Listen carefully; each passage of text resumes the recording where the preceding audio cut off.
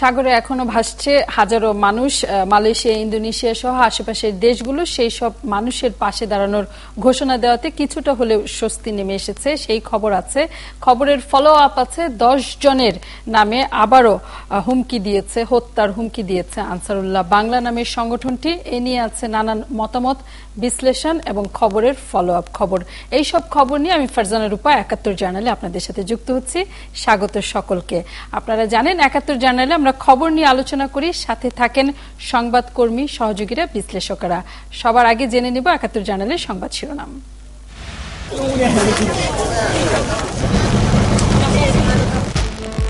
সাগরে ভাষা অবৈধ অভিবাসীদের আশ্রয় দিতে মালয়েশীয় প্রধানমন্ত্রীর নির্দেশ। মুক্ত হল সাগর ভাষা 17 জন বাংলাদেশি। শুধু সমরাস্ত্র আমদানি নয়, এবার অস্ত্র রপ্তানির জন্য তৈরি হতে বললেন প্রধানমন্ত্রী শেখ হাসিনা। বাংলাদেশের মতো একটি উন্নয়নশীল দেশের উন্নয়নের ধারা অব্যাহত রাখার জন্য জাতীয় স্বাধীনতার সার্বভৌমত্ব নিশ্চিত রাখা অতি জরুরি। ভোটার তালিকা নিয়ে বিতর্কের পর বার কাউন্সিলের নির্বাচন 3 মাসের জন্য স্থগিত করেছে হাইকোর্ট।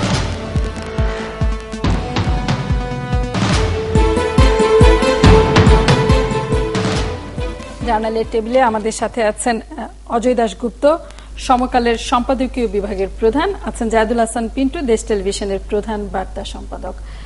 আমরা কথা বলবো অন্যান্য টেলিভিশনের সংবাদ শিরোনাম পরবর্তীতে আমরা দেখে নিব, আমাদের সহকর্মীরা জানালেন।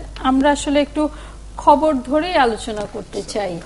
জাহিদুল হাসান পিন্টু, নিশ্চয় আপনার টেলিভিশনে কম বেশি এইরকমই শিরোনাম এবং সমকালেও ধারণা করতে পারি এই খবরগুলোই কয়েকদিন ধরে তো আছে শিরোনাম। সাগর, বঙ্গোপসাগর বা এটা খুব প্রতিদিনের টপ নিউজ হয়ে আছে। অন্তত আরো কয়েকদিন যাবে। ছবি হিসেবেও তো খুব শক্তিশালী ছবি। এবং জাহিদুল হাসান পিন্টু, আপনাকে দিয়ে শুরু করি। আজকে স্বরাষ্ট্র প্রতিমন্ত্রী বলেছেন দুটি খবর, এই খবরের দুটি নতুন দিক যদি আমরা বলি। একটি মালয়েশিয়া ঘোষণা যে তারা দেরিতে হলেও এইসব মানুষের পাশে দাঁড়াবে, এবং বাংলাদেশ থেকে স্বরাষ্ট্র প্রতিমন্ত্রী বলেছেন এরা রোহিঙ্গা, বিশেষ করে আন্দামান উপকূলের আশেপাশে যারা আটকা পড়ে আছে। তিনি ওখানকার আটকে পড়া নারীদের পোশাক প্রসঙ্গে বলেছেন যে তারা বাংলায় কথা বললেও নারীদের পোশাক দেখে মনে হয় না যে তারা বাংলাদেশি। আমাদের কাছে আছে স্বরাষ্ট্র প্রতিমন্ত্রীর বক্তব্যটি, শুনে নিই আমরা, তারপর কথা বলছি। আমাদের যদি থাইল্যান্ড গভর্নমেন্ট কিংবা এই গভর্নমেন্ট আমাদেরকে পারমিশন দেয়, আমাদেরকে যদি বলে যে তোমাদের লোক তোমাদের এসে নিয়ে যাও, আমাদের নেভি, আমাদের কোস্ট গার্ডের যেভাবে পারি আমরা নিয়ে আসব। আমাদের দেশের ইয়াং ছেলেরা কাজের জন্য ভাগ্য নশনে যেতে পারে, কিন্তু এই যে বাচ্চা বাচ্চা ছেলেরা গিয়েছে, এই যে মহিলারা গিয়েছে, বৃদ্ধরা গিয়েছে, এবং মহিলাদের পোশাকগুলো আপনারা দেখেছেন, সেগুলো দেখলে এটা স্পষ্টতই প্রতীয়মান হয় এর অধিকাংশ কি বেশিরভাগ অধিকাংশই হলো রোহিঙ্গা। না, ওনার বক্তব্যের একটা অংশ নিলে হবে না, ওভারঅল আমরা আমাদের চিন্তা করতে হবে। হ্যাঁ, ওখানে যারা গিয়েছেন বা আমরা ছবি যেগুলো দেখেছি বা আমাদের আর্থসামাজিক যে অবস্থা, এই সাগরে ভাষা মানুষদের মধ্যে এই নারী এবং শিশু যারা, তার অধিকাংশ আসলেই রোহিঙ্গাদের। রোহিঙ্গা হলে যে আমরা বিষয়টিকে উড়িয়ে দেব, আমাদের দায় নাই, বিষয়টা তা নাই। রোহিঙ্গারা তো আমাদের এখান থেকেও যাচ্ছে, আমাদের এই পার থেকেও, আর বাংলাদেশ থেকে তো আপনার অনেক যুবকরা যাচ্ছে। সেই জায়গাটা আমি কে রোহিঙ্গা না, কে নারী, কে পুরুষ, এইভাবে বিষয়টা বিবেচনা না করে উচিত তো সামগ্রিকভাবে বিষয়টা দেখা। এখন আমি মনে করি সরকারের একটা তো এখন উদ্যোগ নিয়েছে, বা এই যে মালয়েশিয়া, ইন্দোনেশিয়া এবং ওই যে আপনার থাইল্যান্ডের, তাদেরকে বলে বা জাতিসংঘের মাধ্যমে যে তাদেরকে অন্তত কুলে ভেরার যে একটা সুযোগ দিয়েছে, হ্যাঁ, এই জায়গাটায় বাংলাদেশ সরকারের আর একটু নজর দিতে হবে। শক্তি বাংলাদেশের তো আর শক্তি না, শক্তিশালী মাধ্যমগুলোকে কাজে লাগানো, এখানে শক্তিশালী নজরদারি। হ্যাঁ, এই জায়গায় দেখেন আপনারা যদি আরো অনুসন্ধান করেন, বিষয়টার গভীরে যেতে হবে। এই জায়গায় আপনার এই কয়জন গেল না, এই জায়গায় সীমাবদ্ধ না। আপনি এই যে 7-8 হাজার এখন ভাসছে, বা ওই আরো কয়েক হাজার খোঁজ পাওয়া যাচ্ছে না, এই ধরনের নিউজ আসতেছে, কিন্তু এটার গভীরে যদি যান, আপনি দেখবেন যে এই দেশের থেকে এই মানুষ শুধুমাত্র এই কয়েকদিন ধরে না, গত কয়েক বছর ধরেই যাচ্ছে। এতদিন সেটার কোনো খোঁজ ছিল না, মিডিয়া খোঁজ পায় নাই বা খোঁজ পেলেও ফলো আপে যায় নাই। এটার গভীরের যেটা আমরা যতদূর শুনেছি, আমাদের বন্ধু বান্ধব সাংবাদিক যারা মালয়েশিয়ায় আছেন বা থাইল্যান্ডে আছেন, দেখেন এইটা গত 4 বছরে মালয়েশিয়ায় আমাদের সরকার হিসেবে যে G2G যেটা চুক্তি হয়েছিল, আপনার 7,000 কতজন মালয়েশিয়ায় গিয়েছে, 10,000 যাওয়ার কথা ছিল না 50,000 বছরে যাবে সরকার বলেছিল, যেটা পরে 1 লক্ষ হবে বলছিল। সেই জায়গায় যদি আপনি আসেন দেখবেন 7,000 গিয়েছে। কেন বৈধভাবে 7,000 গিয়েছে? কারণ মালয়েশিয়ান গভর্নমেন্ট আপনার অবৈধভাবে যখন বাঙালিরা ওখানে যাচ্ছে, বৈধভাবে নেওয়ার আর দরকার মনে করছে না। আমাদের কাছে যে হিসাব আছে মালয়েশিয়ান জার্নালিস্টদের এবং ইন্দোনেশিয়া এবং এই ব্যাংককের সূত্র অনুযায়ী, সেখানে আপনার প্রায় 1.5 লক্ষ বাঙালি গত 4 বছরে সেখানে গিয়েছে। তারা যখন দেখছে যে এখানে সস্তা দামে শ্রম পাচ্ছে অবৈধ পথে, তো যে কারণে তাদের যে ডিমান্ড নাই তা তো না, তাদের ডিমান্ড আছে। অবৈধ পথে শ্রমিক যাচ্ছে জাহিদুল হাসান, আপনি বললেন, কিন্তু অনুসন্ধানে আসলে দেখা যাচ্ছে বিশেষ করে রোহিঙ্গা যারা মিয়ানমার থেকে যাচ্ছে, তারা হচ্ছে ঠিক শ্রমিক হিসেবে যাচ্ছে না। আমি যদি বলি দাস বলবেন তো শুনেন, এটা যেটা হয়, এটা শুধু বাংলাদেশি এই যে আপনার উপকূলের কিছু মানুষ এই পাচারের সঙ্গে জড়িত বিষয়টা কিন্তু এই জায়গায় শেষ না। বাংলাদেশের কিছু মানুষ, সরকারি বেসরকারি জনপ্রতিনিধি, একটা প্রভাবশালী ওখানে একটা সিন্ডিকেট আছে। সেই সিন্ডিকেটের সঙ্গে আপনার এই মায়ানমারের সিন্ডিকেটের সঙ্গে একটা সংযোগ আছে। মায়ানমারের সাথে আপনার ব্যাংককের যে চোরাক পথে মানব পাচারের একটা সিন্ডিকেট এবং মালয়েশিয়ার এটা একটা বড় নেটওয়ার্ক। সেই নেটওয়ার্ক এবার যেটা ঘটেছে, এটা ইন্টারেস্টিং পয়েন্ট হলো, এবার ঘটেছে আপনার এখান থেকে যে পাচারকারীরা নৌকায় উঠিয়ে ওই পারে নিয়ে যে বিক্রি করছে, ওই পারে আপনার থাইল্যান্ডের লোকজনের পাচারকারীরা তাদেরকে কিনে নিচ্ছে। এবার বাংলাদেশি কিছু আপনার পাচারকারী তাদেরকে সেল করার বিনিময়ে যে টাকাটা তাদেরকে দেয় নাই, এই যে টাকা তাদেরকে দেয় নাই, তারা পালিয়ে গেছে। এই কারণে তারা এই বাংলাদেশি এবং রোহিঙ্গা কিছু শ্রমিকদেরকে ওন করছে না, যে কারণে তাদেরকে হত্যা করা হচ্ছে। গণকবরের যে আবিষ্কার করেছে তাদেরকে মেরে ফেলা হচ্ছে। এরপরে আপনার এই জিনিসটা আজকে আপনার মিডিয়ায় আসছে। অজয় দাশগুপ্ত, এই মিডিয়াতে পুরো বিশ্ব মিডিয়া আসলে এখন এই বিষয়টি নজরদারি করছে, এবং আমি যেটি বলছিলাম যে ছবি হিসেবে খুবই মানবিক, হৃদয় বিদারক, এবং সারা বিশ্বের গণমাধ্যম, প্রভাবশালী গণমাধ্যমেও লাগাতার এই খবর প্রচারিত হচ্ছে। এই পুরো পরিস্থিতি দেখে কি আমরা ধারণা করতে পারি যে যে সকল আঞ্চলিক নেটওয়ার্ক, এটি তো একটি একক দেশের নয়, এটি হচ্ছে ভেঙে দেওয়া সম্ভব হবে, বা সেরকম কোনো তৎপরতা খবরে চোখে পড়েছে কিনা? ফারজানা, আমি একটু ভিন্ন ভাবে শুরু করব। সেটা হচ্ছে যে এই যে জাহাজটা আমরা দেখছি বা নৌকা বলি বা জাহাজ, এটা কিন্তু আমাদের দেশের না। এই যে বিশ্ব গণমাধ্যম, উন্নত বিশ্ব গণমাধ্যম বলতে কিন্তু আমরা সাধারণত উন্নত বিশ্বের পশ্চিমা বিশ্বের গণমাধ্যম বুঝি।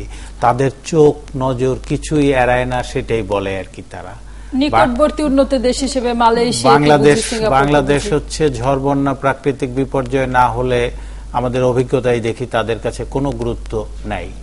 তাদের কাছে থাইল্যান্ড হচ্ছে মডেল, তাদের কাছে মালয়েশিয়া হচ্ছে একবারে উন্নতির সিঁড়িতে উঠে যাওয়া, তাদের কাছে ইন্দোনেশিয়া হচ্ছে বিস্ময়ের দেশ, তাদের কাছে এই যে এই আসিয়ানভুক্ত দেশগুলো, তাদের উন্নয়নের প্রশংসা, তাদের আর্থসামাজিক অবস্থার প্রশংসা, প্রতিদিনের খবর কিন্তু, তাই না? তাদের কি করে চোখ এড়িয়ে গেল যে থাইল্যান্ডের জঙ্গলে এরকম দাস ব্যবস্থা, দাস প্রথা চালু হয়েছে, যেটা নানা দেশ থেকে সমুদ্রে, এবং সমুদ্রে আসলো কি করে? পিন্টু ভাই বললেন যে সমুদ্রে যারা ভেসে বেড়াচ্ছে তারা তো আসলে স্থলে নিচ্ছে, বললেন যে সমুদ্র থেকে স্থলে নিচ্ছে। আসলে তো সমুদ্রে এসেছে, সমুদ্র থেকে স্থলে গিয়েছে, স্থল থেকে সমুদ্রে গিয়েছে, সমুদ্র থেকে স্থলে গিয়েছে। যখন এই গণকবরগুলো আবিষ্কার হলো, তখন এই লোকগুলাকে আবার সমুদ্রে ঠেলে দিয়েছি। এই প্রসঙ্গগুলো কিন্তু, এই যে অপরাধ চক্র, বাংলাদেশ থেকে যুক্তরাষ্ট্রে আমরা জানি সেই আঙ্কেল টমস কেবিনের কথা।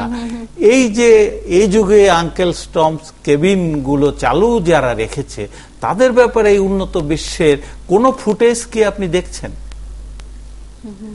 এখন পর্যন্ত কিন্তু আপনি, মানে আমি দেখেছি যে সেই মানে 2 বছর আগের যে ঘটনা অনুসন্ধান, আমাদের তো বাংলাদেশে অনুসন্ধানের সাংবাদিকতা খুব সহজ না, কিন্তু হেফাজতের কাজ দিয়ে যে ধরনের অনুসন্ধানে ছুটে গিয়েছেন, এরা কি সেই অনুসন্ধানে নেমেছে?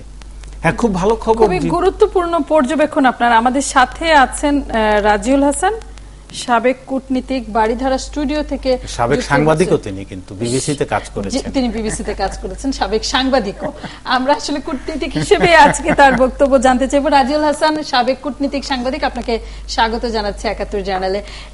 এই যে প্রসঙ্গটি তুলেছেন অজয় দাশগুপ্ত, কেন পশ্চিমা গণমাধ্যম এবং পশ্চিমা বিশ্বের নজরদারি আসলে এড়িয়ে গেল? এটা কি কেবল এই জন্য যে মিয়ানমারের রোহিঙ্গা বা বাংলাদেশের উপকূলের মানুষ তারা অর্থনৈতিকভাবে যথেষ্ট শক্তিশালী নয়, বা তারা আসলে মনেই করে যে থাইল্যান্ড, মালয়েশিয়ার মতো দেশগুলোর কৃতদাস দরকার আছে?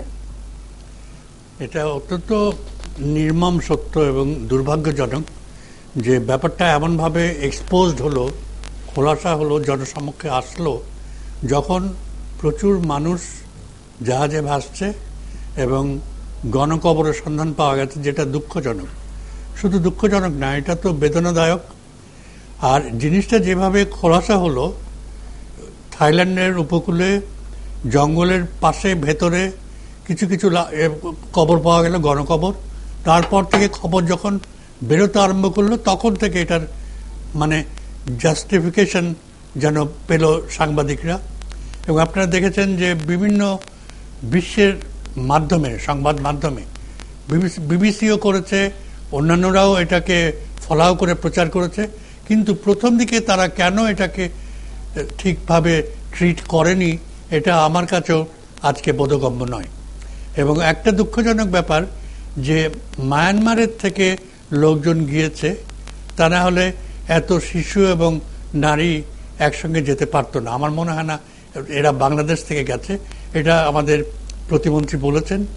হয়তো তার মধ্যে কিছুটা সত্যতা থাকতেও পারে। গেছে তারা, নাকি তাদের জোরপূর্বক পাঠানো হয়েছে বা প্রলুব্ধ করে নিয়ে যাওয়া হয়েছে? এইরকম ভাবে কি আসলে নারী শিশুদের যাবার কথা? ব্যাপারটা তো অনুসন্ধান সাপেক্ষ এবং এটা অনুসন্ধান করে দেখতে হবে। কিন্তু তার চেয়ে বড় কথা হচ্ছে এখন মানুষের জীবন বাঁচাতে হবে, তাদের খাওয়া দাওয়া দিতে হবে, তাদেরকে পানীয় নেই, তাদেরকে অন্তত প্রাণে তো বাঁচতে হবে, তারপরে তো এইসব বিচার হবে। কিন্তু আমি খুব স্ট্রংলি বিশ্বাস করি, আমি সত্যিকারভাবে বিশ্বাস করি যে যারা এর নেপথ্য নায়ক, যারা কলকাঠি নাড়ে, আপনি একটা জিনিস লক্ষ্য রাখবেন, বাংলাদেশে কিন্তু বিভিন্ন অঞ্চল থেকেও লোক পাচার হয়েছে, খালি যে চিটাগং থেকে তা না, বা মায়ানমারের বর্ডারে যারা তারা না। এটা আমি দেখলাম কিছুক্ষণ আগে, ঝিকরগাছা, তারপরে বিভিন্ন ইন্টেরিয়র এরিয়াস থেকে লোকজন গিয়েছে ভাগ্যের সন্ধানে এবং তারা এই পরিস্থিতির শিকার হয়েছে। কিন্তু যারা দালাল, যারা মাধ্যম, যারা মিডিয়াম, তাদেরকে আগে ধরতে হবে। ধরে এই মাধ্যম, মিডিয়া, দালাল নিয়ে রাজিউল হাসান কথা বলবো এবং বাংলাদেশ রাষ্ট্র হিসেবে এইসব মানুষের পাশে দাঁড়ানোর জন্য কি করতে পারে সেই প্রসঙ্গ জানতে চাইবো। একটা বিরতি নিয়ে ফিরছি ৭১ জার্নালে।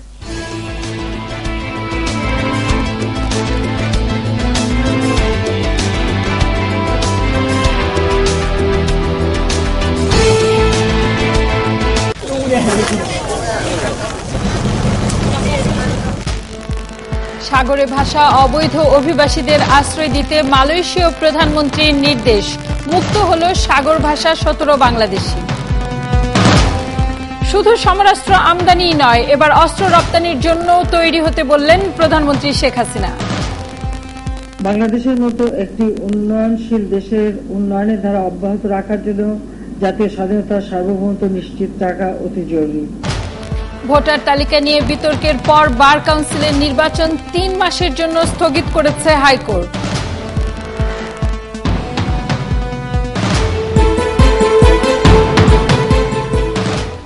স্বাগত আবারও, দেখছেন ৭১ জার্নাল। আছেন সাথে সাংবাদিক অজয় দাশগুপ্ত, জাহেদুল হাসান পিন্টু, আছেন রাজিউল হাসান কূটনীতিক, সাংবাদিক। স্বাগত আবার আপনাদের সকলকে। জাহেদুল হাসান, ওই প্রসঙ্গে আবার আসতে চাই যে জায়গায় শেষ করেছিলেন রাজিউল হাসান, যে মানুষগুলো সেখানে গেল, আটকা পড়লো এবং তারপর বাংলাদেশ সরকারের এই মুহূর্তে তিনি সবচেয়ে বেশি গুরুত্ব দিচ্ছেন এই মানুষগুলোকে সাহায্য করার বিষয়ে। এই মুহূর্তে আসলে বাংলাদেশ সরকারের এই বিতর্ক এড়িয়ে যে তারা বাংলাদেশি নাকি রোহিঙ্গার মানুষ, কি করণীয় আছে? দেখেন, প্রথম কথা তো আমার দেশের নাগরিকগুলোকে আপনার সুস্থভাবে তীরে আনতে হবে, তীর থেকে পরে আমার দেশে ফিরিয়ে আনতে হবে। কিভাবে আমি বুঝবো পরে আমার দেশের নাগরিক কারা কত? সেই জায়গাটা আপনার বসে ঠিক করতে হবে, কারণ এই মানুষগুলো তো হয় বাংলাদেশি নয় রোহিঙ্গা। হ্যাঁ, এখন রোহিঙ্গার দায় দেনা যেহেতু আপনার মায়ানমার সরকার নিচ্ছে না, হ্যাঁ, সেই জায়গাটা হয়তো একটা জটিলতা তৈরি হতে পারে যে রোহিঙ্গাদের তো স্বীকার করছে না তাদেরকে। হ্যাঁ, কিন্তু আমার বাংলাদেশের মানুষ চিনতে নিশ্চয়ই খুব একটা কষ্ট হবে না বাংলাদেশ সরকারের। সেই জায়গায় অলরেডি দুটা টিম আপনার থাইল্যান্ডের উপকূলে এবং মালয়েশিয়ায় রয়েছে। তো এই জায়গায় আরো একটু আপনার যদি কূটনৈতিক তৎপরতা বাড়ায় এবং শুধু সরকারের পক্ষ থেকে না, জাতিসংঘের যে আপনার সংস্থা আছে সব মিলে এই জায়গাটা সম্ভব। একেবারে যে এই মানুষগুলোকে তো আপনার নোম্যান্স ল্যান্ডে ফেলে দিয়ে আসতে পারেন না, প্রথমত। আর দ্বিতীয়ত এই জায়গাটা আপনার শেষ করলে হবে না। আমার দেশের এই মানুষগুলোকে যেন ভবিষ্যতে যেন, যেটা আপনার বলছিলেন উনি যে সারা দেশ থেকে যাচ্ছে, আসলে এটা সারা বিভিন্ন জেলা থেকে আমরা খবর পাচ্ছি যে এই অমুক জেলার 100 জন নাই, অমুক জেলার 50 জন চলে গেছে। এই যে সব জায়গা থেকে যে যাচ্ছে, এই রুটটা তো আপনার এই সমুদ্র পথেই যাচ্ছে, তার বাইরেও আপনার ল্যান্ডেও যাচ্ছে। গত আপনার ইয়ের হিসাব দেখলাম আমি, সেভ দ্য চিলড্রেনের হিসাব অথবা বিজেপিরও আমি একটা হিসাব দেখলাম, গত 10 বছরে 5 লক্ষ নারী তো আপনার ভারতেই গিয়েছে, ল্যান্ডেও আপনার যাচ্ছে। হ্যাঁ, সেই খবরগুলো কিন্তু আমরা রাখছি না। এই ভারতের বিভিন্ন আপনার এই পতিতালয়ে যে বাঙালি নারীদের বিক্রি করা হচ্ছে, তাদের কান্নার শব্দ কিন্তু আমরা শুনছি না। এখন সাগর ভাষা মানুষের কান্না শুনছি। আমার বক্তব্য হলো এই জায়গায় হলো আপনার সর্বক্ষেত্রেই আপনার ল্যান্ড কি আপনার সিতে কোথাও দিয়ে যেন আমাদের এই মানুষগুলো আর যেতে না পারে, দালালদের খপ্পরে না পড়ে, সেই জায়গায় একটা আইন আছে। ওই আপনার 2012-এর একটা আইন, সেই আইনের মধ্যে জাতীয় মানব পাচার বিরোধী সংস্থা হওয়ারও কথা আছে। সেই সংস্থা কিন্তু হয় নাই এখনো। এটা সমন্বিত উদ্যোগ দরকার, সরকারি বেসরকারি, সরকারের প্রত্যেকটা সেক্টর। জিনিসটা যে আমাদের একটা বড় সমস্যা, এটা স্বীকার করে নিতে হবে। এতদিন যে আমার দেশ থেকে মানুষগুলো গিয়েছে, কোনো সমস্যার কথা কিন্তু বলা হয়নি, কিন্তু এগুলি খোঁজ রাখতো না বলে। এরা কি জানতো না? আমার ওখানে আপনার এই যে কোস্টগার্ড জানে, আমার ওখানকার লোকাল পলিটিশিয়ানরা জানে। এই যে দিনের পর দিন প্রায় নিউজ আসে যে আপনার ওই পাচারকারী, অতজন পাচারকারীর চিহ্নিত বা অতজন পাচারকারীর নাম যে উল্লেখ করে আপনার যে রিপোর্ট দিচ্ছে, তো এগুলো তো দিনের পর দিন দিচ্ছে। এদেরকে ধরতে হবে বা ধরেন তাদেরকে আইনের আওতায় আনতে হবে, বন্ধ করতে হবে পথগুলো। কিন্তু অজয় দাশগুপ্ত, বাস্তবতা তো হচ্ছে মানুষগুলো তো যাচ্ছে, কেউ মিয়ানমারের একটা অংশ থেকে আমরা জানি জোর করে পাঠানো হচ্ছে বা বাধ্য করা হচ্ছে। আর বাংলাদেশের মানুষ তো আসলে বিদেশ মানেই মনে করে যে গেলে পরেই ডলার মিলবে, স্বপ্নের জগতে যাওয়া যাবে, জীবনযাত্রা ভালো থাকতে চায়। সেটা অনেককে দেখবেন যে 3-4 লাখ টাকা পর্যন্ত ঘর বাড়ি জমি বিক্রি করে চলে যাচ্ছে, ওখানে গিয়ে 2 বছরে হয়তো সেই পরিমাণ অর্থ আয় করতে পারবে না, সেরকম ঘটনাও আছে। তবে এখন পর্যন্ত বেশিরভাগ ক্ষেত্রে যারা যাচ্ছে, যত কষ্ট করেই যাচ্ছে, আমাদের যেটা যে বাংলাদেশ ব্যাংকের গভর্নর কিন্তু এটা বারবার বলেন, এই যে গরিবরা যতটুক দেশ থেকে যাওয়ার জন্য সম্পদ ব্যয় করে, সবটুক একেবারে মানে পুরোপুরি আবার দেশে নিয়ে আসে।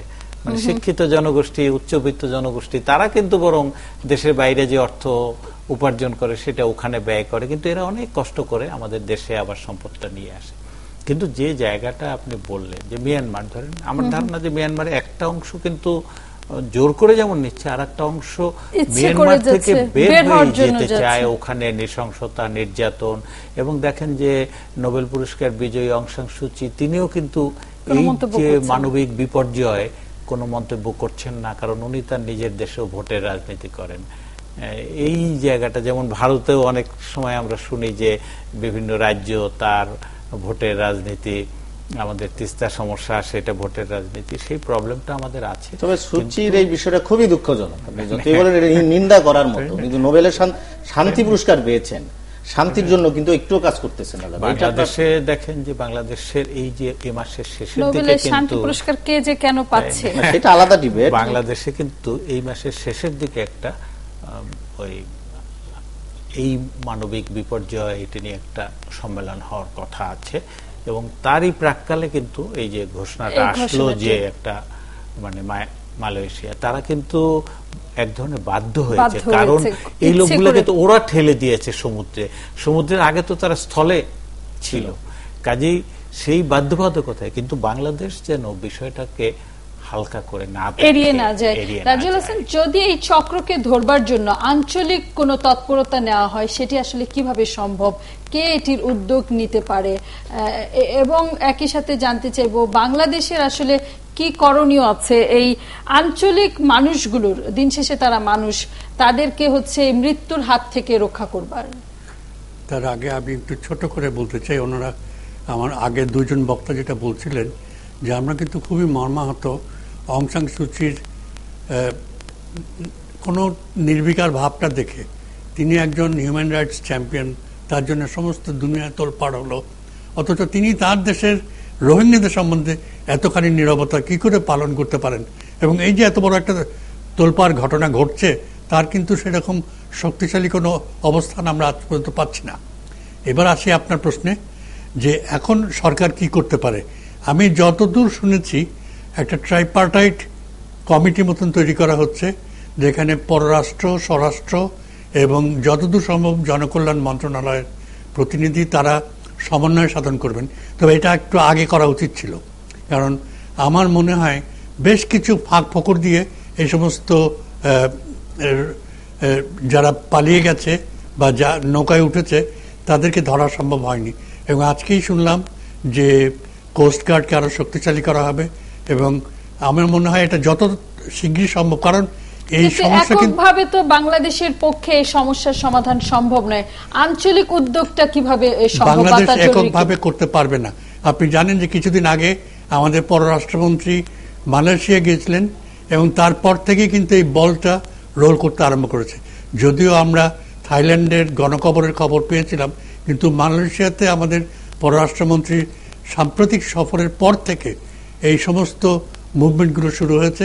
এবং মালয়েশিয়া, থাইল্যান্ড, ইন্দোনেশিয়া এনারা যে একটা একত্রীভূত স্টেপ নিতে পারছেন, এটার জন্য কিন্তু আমাদেরকে জাতিসংঘের মহাসচিবকে ধন্যবাদ দিতেই হবে। তারা যেভাবে চাপ দিয়েছেন, ইউএনএইচসিআর, IOM সবাই মিলে চাপ দিয়েছেন, যার ফলে এই সমন্বিত প্রচেষ্টা চলছে। কিন্তু এখনো জাহাজে প্রচুর বাংলাদেশি লোক বলেন বা রোহিঙ্গার লোক বলেন তারা আছে, কিন্তু তাদেরকে বাঁচাতে হবে, তাদেরকে যথাস্থানে পৌঁছতে হবে। এবং যারা বিশেষ করে আমি একটু আগে যেটা বলতে আরম্ভ করেছিলাম, যে যারা অপরাধী তাদেরকে ধরতে হবে, ধরে দৃষ্টান্তমূলক শাস্তি দিতে হবে। এছাড়া এই অপরাধীদের ধরবার জন্য আঞ্চলিক জোট কিভাবে কাজ করতে পারে? কারণ তারা মিয়ানমারে আছে, যেটা অজয় দাশগুপ্ত বলছিলেন, বাংলাদেশে আছে, থাইল্যান্ডে আছে, মালয়েশিয়াতে আছে, সাগরে আছে, তাদেরকে কিভাবে ধরা সম্ভব? দেখুন, আমাদের একটা প্রতিষ্ঠান কিন্তু সম্প্রতি হয়েছে, সেটা হচ্ছে বিমস্টেক আছে। আমরা সার্কের থ্রুতেও কিছুটা সমন্বিত অ্যাকশন নিতে পারি, এবং এগুলোকে অ্যাক্টিভেট করতে হবে। ওদেরও আছে আসিয়ান, তাদেরকে বলতে হবে যে এই সমস্ত নাগরিককে, এই সমস্ত মানুষদেরকে বাঁচাতে হবে প্রথম, এবং সেইটার প্রায়োরিটি করে তারপরে সব দেশের প্রতিনিধি নিয়ে একটা কিছু করতে হবে। এটা যত শীঘ্র হয় তত মঙ্গল। অনেক ধন্যবাদ রাজিউল হাসান আমাদের সাথে যুক্ত হয়ে সাহায্য করবার জন্য আলোচনায়। আমি একটা প্রসঙ্গ শুধু বলি, আমাদের তৈরি পোশাক শিল্প, এটা বেতন সুযোগ সুবিধা কম বা কাজের পরিবেশ আন্তর্জাতিক মানের না, এটা নিয়ে আমরা উন্নত বিশ্বের বহু প্রসঙ্গ, বহু অভিযোগ আমরা শুনি। কমপ্লায়েন্স ইস্যু, অ্যাকর্ড, অ্যালায়েন্সের নজরদারি। এখন দেখেন যে এই যে দাস শ্রমিক হিসেবে নেওয়া হলো, মানে এই জাহিদ ভাই কিন্তু বললেন যে এদেরকে নিয়োগ করা হয় কারণ তাদেরকে কম টাকায় কাজে নিয়োগ দেওয়া যায়, তার বাসস্থান তার রাখতে হবে এমন বাধ্যকতা নেই, তার জন্য এসি রুমের দরকার নেই, মানে এমনকি একটি মাথায় পাকা ছাদেরও ব্যবস্থা হবে না। তার এই যে মানে লাখ লাখ শ্রমিক নানা দেশ থেকে যাচ্ছে, দাস বলি আর নাই বলি, এইটা নিয়ে কিন্তু আমি এখন পর্যন্ত উন্নত বিশ্বের কোনো মাথা ব্যথা আমরা দেখিনি যে তাদের পাম অয়েল বর্জন করো, যেমন বলা হয়েছিল যে বাংলাদেশের তৈরি পোশাক শ্রমিকের রক্তে তৈরি, সেই পোশাক আমরা পরবো না। কিন্তু মালয়েশিয়ার পাম অয়েল বিশ্ববাজারে অকশনে নেওয়া যাবে না, কারণ এইটা এই যুগের দাস শ্রমিকদের ঘাম রয়েছে এতে, রক্ত রয়েছে এতে। আমরা কিন্তু এটা শুনতে চাচ্ছি। এই জায়গায় একটু আপনার সঙ্গে আমি যুক্ত করি। আমাদের একটা প্রবলেম আছে, এই যে আপনার এই গার্মেন্টস শিল্প নিয়ে আমরা কিন্তু ভিতর থেকেও এই দাবি করি এটা বর্জন করো, আমার দেশেরটা কিনো না। হ্যাঁ, আমরা চিঠিও পাঠাই, আবার আমরা লেখালেখিও করি। দেখবেন এই মালয়েশিয়া বলেন, ইন্দোনেশিয়া বলেন, এই থাইল্যান্ড বলেন, আপনার এই মায়ানমার বলেন, এরা কিন্তু নিজ থেকে কোনোদিন এই কথাগুলি বলে না, বা দেশের ভেতরে এরকম কোন আওয়াজ হতে পারে। ওনাদের সীমিত গণতন্ত্র, দেশের ডেমোক্রেসি আমাদের চেয়ে অনেক নাজুক অবস্থা। হ্যাঁ, সংবাদপত্র স্বাধীনতা এই চারটা দেশের কোথাও ওইভাবে নেই। হ্যাঁ, তারপরেও কিন্তু এই কথাগুলি উঠে না। এই জায়গায় আন্তর্জাতিক গণমাধ্যমগুলোর একটা রোল রাখতে পারতো, সেটা আপনি আগেই ব্যাখ্যা দিয়েছেন, সেই জায়গায় আমি রিপিট করছি না। তো এই জায়গাটা আমি বলি যে আপনার অন্যান্য দেশ কি উদ্যোগ নিল না নিল, সেটা তো আপনার পররাষ্ট্র মন্ত্রণালয়ের থ্রুতে আমাদের একটা উদ্যোগ থাকবেই। পাশাপাশি ইন্টারনালি আমার দেশ থেকে যেন ওই পাচার হতে না পারে, সেই জায়গাটা ইনশিওর করতে হবে। এখানে আমি একটা জীবনযাত্রার মান উন্নয়নের জন্য তো মানুষ যেতেই পারে। এই যে থাইল্যান্ড বা এই যে কনফারেন্স যেটা হওয়ার কথা, সেখানে আমরা চাই না চাই ঘুরে ফিরে কিন্তু বাংলাদেশ প্রসঙ্গ আসবে। বাংলাদেশ থেকে এসে নাকি নাপ নদীর ওপার থেকে এসেছে, যেভাবেই হোক এই কনফারেন্সটা বাংলাদেশ যৌথ উদ্যোক্তা না হোক, বাংলাদেশ পার্টিসিপেশন থাকুক না থাকুক, নিন্দার ভাগ্য জুটবে বাংলাদেশে, অভিযোগের তীরটা আসবে। বাংলাদেশকে কিন্তু ওই কনফারেন্স, তার প্রস্তুতি এবং কোন আলোচনাটা সেখানে করতে চায়, আমাদের পররাষ্ট্র মন্ত্রণালয়কে গভীর মনোযোগ রাখতে হবে এবং নিজের অবস্থানটাকে নিজে যেন আন্তর্জাতিক জায়গায় আমরা একটা অপরাধী হিসেবে, অপরাধী দেশ হিসেবে চিহ্নিত না হই, সেটার জন্য বিশেষভাবে আমাদের হাতে পত্রিকা এসে পৌঁছেছে এবং পত্রিকাতে একই ছবি, আসলে সেই নৌকা জাহাজ যাই বলি না কেন তার ছবি। সাগর ভাষাদের উদ্ধারে নেমেছে মালয়েশিয়া, সহায়তা করবে যুক্তরাষ্ট্র। মানব পাচারে জড়িত কাউকে ছাড় নয় স্বরাষ্ট্র প্রতিমন্ত্রী। তার পাশেই মানব সম্পদ উন্নয়নে গুরুত্ব দেওয়া হচ্ছে বলে খবর ছাপা হয়েছে ভোরের কাগজে। ইন্টারেস্টিং। আমি ওই যে প্রথম কলামে যে নিউজটা সহায়তা করবে যুক্তরাষ্ট্র, একটা অনলাইনে দেখে আসলাম যে যুক্তরাষ্ট্র রোহিঙ্গাদের পুনর্বাসনের দায়িত্ব নিচ্ছে, আশ্রয় দিবে। তখন তো আরো যাবে যে স্বপ্নের দেশ যেটা বললেন আপনি, তখন দেখেন আবার উল্টো হবে। আমার বাংলাদেশে কিছু মানুষ নিজেকে রোহিঙ্গা পরিচয় দিবে, এই ঘটনাও ঘটবে, কারণ যেতে চাইবে ওখানে। এটা দুনিয়া জোড়াই চলছে। আমি মনে করি যে এটা একটা প্রতারণার ফাঁদ। তার মানে যুক্তরাষ্ট্রের এই ধরনের সহায়তা দেওয়ার চেষ্টা যুক্তরাষ্ট্র নিবে, একটু অলিক কল্পনার মতো যুক্তরাষ্ট্র নিবে, এই কথাটা ক্যাম্পিং করে আরো নেওয়ার জন্য হয়তো প্রলুব্ধ করবে। অভিবাসন প্রত্যাশীর শরীরে বিশেষ চিহ্ন দিয়ে চলছে পাচার। ম্যাডামের নামে পাচারকৃতদের ডান কানে ও বাম হাতের কনিষ্ঠ আঙ্গুলে মেহেদির রং লাগানো হয়। রুস্তমের লোকজনের বাম হাতে দেওয়া হয় মেহেদির রং।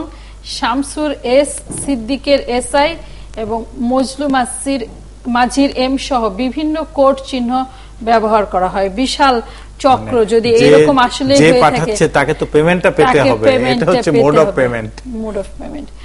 তার পাশেই প্রধানমন্ত্রী শেখ হাসিনার ছবি দেখতে পাচ্ছি। ব্যবসায়ীদের প্রধানমন্ত্রী দেশের কথা ভেবে ব্যবসা করুন, এই আহ্বান জানানো হয়েছে। পরের পত্রিকা প্রথম আলো অনলাইন আছে আমাদের হাতে। জনপ্রশাসনে 63 পদে রদবদল। অতিরিক্ত সচিব, যুগ্ম সচিব, উপসচিব সহ উচ্চ পদে এই রদবদল খবর রাতে এসেছে। আমি প্রথম আলোতে দেখতে পাচ্ছি 10:46 এই খবরটি দেওয়া হয়েছে। কাছাকাছি সময়ে আমাদের সংবাদ কক্ষেও এই খবরটি এসে পৌঁছেছিল। ছাত্রলীগের দখল প্রশাসনের সিলগালা, জগন্নাথ বিশ্ববিদ্যালয়ের খবর। স্ত্রী ছিলেন লাদেনের চোখের মণি। ওসামা বিন লাদেন হত্যার পর এরকম নানান খবর বেরোচ্ছে। প্রতি মিনিটে আয় 47 কোটি টাকা, বিল গেটসের অর্থের সম্পদের খবর। চোখের সামনে অজ্ঞান পার্টির ছলাকলা। সংবাদ জাতীয় গ্রিডে যুক্ত 1129 মেগাওয়াট, 1.5 বছরে উৎপাদনে 11 বিদ্যুৎ কেন্দ্র। একটু ছোট করে আসলে এই বিষয়ে জানতেই চাইব, আমরা যারা ঢাকা শহরে থাকি বা সাংবাদিক হিসেবে ঢাকার বাইরের খোঁজ খবর রাখি, এই জ্যৈষ্ঠের যে গরম চলছে তাতে কি আসলে লোডশেডিং এ খুব বড় ধরনের কোনো পরিবর্তন? ঢাকা শহরে টের পাওয়া যায় না, গ্রামে আমি মানে মোটামুটি গ্রামে আগের চেয়ে যে গরমের মৌসুমেও মানে খুব কম মানে যাচ্ছে বিদ্যুৎ, কিন্তু তার মানে লোডশেডিং এর মাত্রা কমেছে। এটা যেটুকু আমাদের উৎপাদন ক্ষমতা আছে, আমাদের কিছু লাইন টাইন আর একটু মেরামত করলে বা নতুন কিছু লাইন টাইন হলে আরো কিন্তু সাপ্লাইটা দেওয়া সম্ভব। আমাদের হাতে স্টকটা যথেষ্ট আছে আর কি। সেই দিক থেকে বলা যায় যে বিদ্যুতের পরিস্থিতিটা, আমরা এত জনবহুল দেশ এবং ঘরবাড়ি এত, মানে সেখানে অনেক ভালো অবস্থায় আছি আমরা আর কি। গতকাল রাতে যদিও ঢাকার কাছের এক গ্রামে আমি গিয়েছিলাম, মানে পুরো গ্রাম গিয়ে অন্ধকার পেয়েছি, পরে ইলেকট্রিসিটি এসেছে। জাহিদুল হাসান, আপনার ওভারঅল চিত্র যেটা দাদার সঙ্গে আমি জায়গায় একমত। আপনি যদি কিছুদিন আগের কথাও ভাবতেন, 2-4 বছর আগের কথাও যদি ভাবতেন, তখন তো আপনার যে হারে লোডশেডিং হতো, দিনে মানে 12 বার, রাতে 12 বার, সেই সময়গুলো তো এখন নাই। এখন যতই দিন যাবে আপনার চাহিদা কিন্তু বাড়বে, হ্যাঁ স্বাভাবিক। সাথে সাথে উৎপাদনও বাড়ছে, কিন্তু সমস্যা ওই একটাই, আমাদের কিছু সঞ্চালন লাইনের প্রবলেম। তারপরে তার মানে এই না যে আমাদের ওই চাহিদা অনুযায়ী আমরা উৎপাদন করতে পারছি, কিন্তু সেটা তুলনামূলকভাবে বাড়ছে, আরো বাড়বে। কারণ আমি দেখছি যে সরকার এই জায়গাটা ভালোই নজর দিয়েছে বিদ্যুতের। সভ্যতায় আপনি যা যা নতুন উদ্ভাবন করেন সবই কিন্তু বিদ্যুৎ নির্ভর। সংবাদের এই খবর রেখেই আসলে আমাদের বিরতিতে যেতে হচ্ছে। আরো পত্রিকা ছিল হাতে, আশা করি বিরতির পর দেখবো আমরা। থাকুন একাত্তর চ্যানেলে।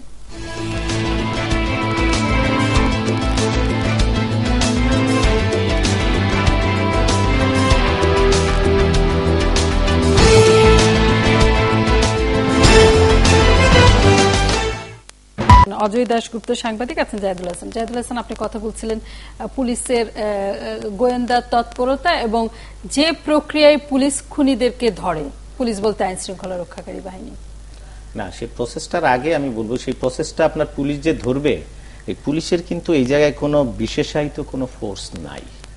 আপনার আজকে একটা ঘটনা ঘটলো, পুলিশ তদন্ত করতে গেল, কালকে একটা ঘটনা ঘটলো, ওটা পিছনে যাচ্ছে। ডাকাতির ঘটনা যে পুলিশ তদন্ত করছে, একই পুলিশ আপনার সেই ওই খুনের আপনার কি বলে, এই যে আপনি তথাকথিত বা ওই মৌলবাদদের যে আক্রমণ অথবা এই জঙ্গি গোষ্ঠীর যে আক্রমণ, একইভাবে তারা এটাকে নিচ্ছে। পুলিশের কর্মকর্তারা, পদস্থ ব্যক্তিরা কিন্তু বলছেন যে আধুনিক প্রযুক্তি যেভাবে ব্যবহার করছে, মানে সাধারণ সন্ত্রাসী বা ধর্মান্ধ জঙ্গিবাদী সন্ত্রাসী, এইটার সঙ্গে তাদের যে আয়োজন, ইকুইপমেন্টস এবং প্রশিক্ষণ, দেখেন এই জায়গায় জানবার জন্য না, দাড়িওয়ালা মানুষ মাদ্রাসার ছাত্র বলে পরিচয় দিচ্ছে, ধরা পড়বার পরে চাপাতি নিয়ে এসেছে, সাথে মোবাইল ফোনটিও নেই। তাহলে এখানে হচ্ছে কিভাবে কেমন করে হচ্ছে আধুনিক প্রযুক্তির ব্যবহার হলো? না, আধুনিক প্রযুক্তি তার না ব্যবহার হোক আর না, তারা তো আপনার একটা নেটওয়ার্ক মেনটেন করে, সেই নেটওয়ার্কটার মধ্যে তো আপনার পুলিশকে ঢুকতে হবে। সেই জন্য পুলিশ যে ওই নেটওয়ার্কে ঢুকবে, আপনি আজকে কখনো কখনো কিন্তু ঢুকছে। যেমন শিবির যখন এই যুদ্ধাপরাধের ইস্যু নিয়ে মাঠে নামছিল, তখন কিন্তু কারণ কি, শিবিরের নেটওয়ার্কটা তো আপনার চিহ্নিত, আপনার কোন অঞ্চলে কে শিবির করে এটা কিন্তু মোটামুটি সবাই জানে, এটা প্রকাশ্যে করতেছে।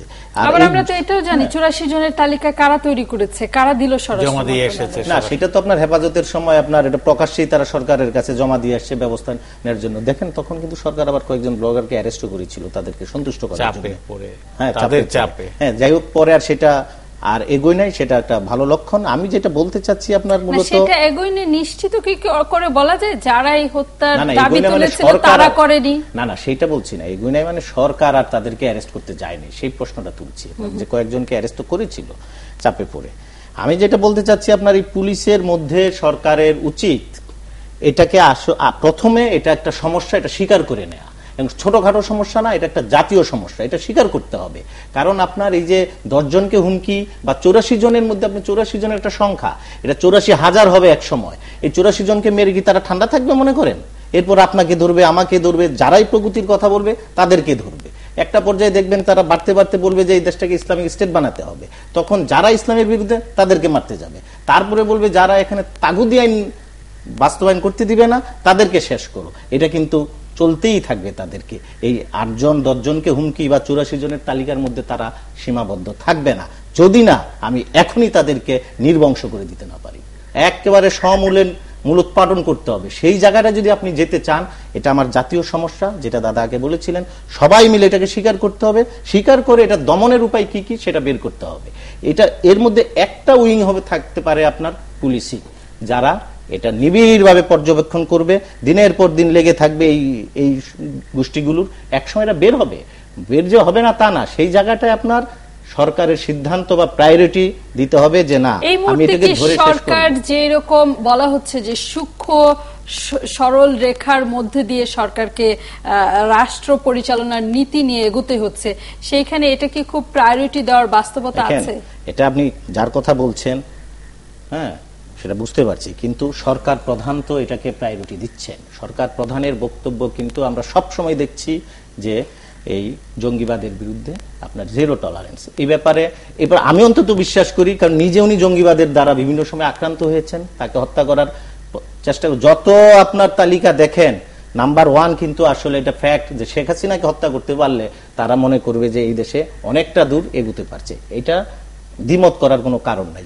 সেই জায়গাটা ওনার কথা, সরকার প্রধানের কথা সরকারের বিভিন্ন উইংগুলো শুনছে কিনা সেই নিয়ে আমার যথেষ্ট সন্দেহ আছে। কারণ উনি যেভাবে গুরুত্ব দিয়ে বিষয়টাকে দেখার চেষ্টা করছেন, সরকারের বিভিন্ন উইং সেভাবে দেখছে না। যদি দেখতো আজকে এখন আমার বলার দরকার পড়তো না যে একটা জঙ্গিবাদ বিরোধী, একটা জাতীয় জঙ্গিবাদ বিরোধী জঙ্গি দমন সংস্থা তৈরি করো অথবা পুলিশের একটা বিশেষ উইং তৈরি করো, এতদিনে উইংটা হয়তো হয়ে যেত। দেখেন যে উদ্দেশ্যে আপনার বলছি যে শুধুমাত্র পুলিশের শাখা না, এটা আপনার একটা গ্রুপ থাকবে প্রসিকিউশনেও, আরেকটা গ্রুপ থাকবে রিসার্চে, আরেকটা গ্রুপ থাকবে পুনর্বাসনে। কারণ এই সব কিছু মিলিয়ে দেখতে হবে। আপনি ধরলেন, আপনার কথা অনুযায়ী, আমাদের সবার কথা অনুযায়ী আমি সব জঙ্গি ধরে ফেললাম, তারপরে কি হবে? আপনার রাজীব হত্যাকারী না, আপনার রাজীব বের হয়ে গেলে আর খবর থাকে না, সেই জায়গায় বলছি প্রসিকিউশনের কাজ করতে হবে। তারপর আবার বলেন যে পুনর্বাসনের কথা কেন বললাম? ধরেন এই যে রাজীব হত্যাকারীর যে অ্যারেস্ট হয়েছে, রাজীব হত্যাকারীর বয়সগুলো আপনার 18 থেকে 21-এর মধ্যে। বাংলাদেশের আইন অনুযায়ী তাদের কারো যদি যাবজ্জীবন দণ্ড হয়, 14 থেকে 15 বছর পর তারা বের হয়ে যাবে। তাইলে আপনার এই 18 বছরের সাথে 14-15 বছর যোগ করলে 32-33 বছর বয়সে যে লোকটা আবার ফেরত আসবে, সে কি করবে? সে দীর্ঘমেয়াদী পরিকল্পনা আপনার এই জঙ্গিবাদ বিরোধী জাতীয় দমন সংস্থা বা যে নামই দিয়ে আমি প্রস্তাব করছি, তার সেটা করতে হবে ভবিষ্যতে। আর নতুন রিক্রুট যেন না হতে পারে। সারা দেশে যে ক্যাম্পেইনটা করা দরকার, সেই ক্যাম্পেইনটার মধ্যে আপনার শুধু সরকারের দায় না, সেই ক্যাম্পেইন আমার, আপনার, দাদার সবার দায় আছে। এটা আপনার টিভিতেও প্রচার করতে হবে, এটা আপনার স্কুল কলেজে, মাদ্রাসা, মসজিদে, মন্দিরে, সব জায়গায় তাদের যে খারাপ দিকগুলি তুলে ধরে, তারা যে কতটা আপনার এই জঙ্গিবাদ যে আমাদের জন্য নেতিবাচক দিক, এটাও তুলে ধরতে হবে। টিভিতে, নাটকে, সিনেমায়, সর্বত্র যদি আমি এটা তুলে না ধরি, আপনি দেখেন জঙ্গিবাদের যে ফেনোমেনা ওয়ার্ল্ড ওয়াইড, বাংলাদেশে সেই ঢেউ এসে লেগেছে। এটা থেকে আমি আপনি কেউ মুক্তি পাবো না যদি না এখনই আমি মাঠে নামি। কিন্তু এই সরকারের আমলে জঙ্গিবাদ নিয়ন্ত্রণে আছে, এইরকম একটা ধারণার মধ্যে আমরা বসবাস করছি। এটা একটা হলো যে প্রশাসনিকভাবে বা আইন শৃঙ্খলা একটা তৎপর, কোনো সন্দেহ নাই। এই দেশেই কিন্তু আমরা হেফাজতের ব্যাপার দেখেছি, তার সঙ্গে কিন্তু আমরা তার চেয়েও প্রচন্ড বেগে জঙ্গিবাদের চাষাবাদ হয়েছে এদেশে, সেটাও দেখেছি। গণজাগরণ মঞ্চ আমরা দেখেছি, হেফাজতের তাণ্ডব দেখেছি, বিষয়টা আসলে বলতে চাই না। আমরা গণজাগরণ সারা দেশে মানুষের, সেটাও দেখেছি। কাজে সেটা আমরা আশার দিকটাই থাকতে চাই যে আমাদের সমাজে কিন্তু সেই শক্তিটা আছে, যারা এই অনাচার, অনিয়ম, যারা সেই পিছনের দিকে আমাদের দেশকে নিয়ে যেতে চায়, 71কে ভুলিয়ে দিতে চায়। আমাদের এই যে 5 কোটি ছাত্রছাত্রী এখন বাংলাদেশে, এটা 1/3 আমাদের জনসংখ্যা, তার কিন্তু পড়াশোনার মধ্যে আছে।